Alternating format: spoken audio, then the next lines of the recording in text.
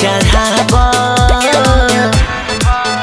चलो अपन बनाबै मिठैया हे चलो अपन बनाबै मिठैया हे बाबा गणिनाथ के होई छै पूजैया हे चल चल भौजी धाम चलबैया हे पूजा करब त पार होत नैया हे पूजा करब त पार होत नैया हे चल चल भौजी धाम चलबैया हे बाबा गणिनाथ के होई छै पूजैया हे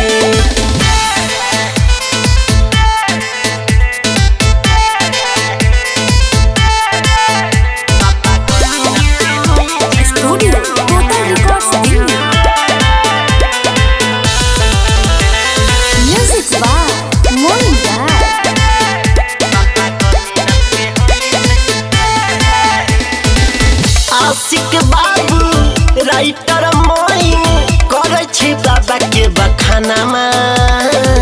भैया साथे चलै भौजी करबै बाबा के पूजनमा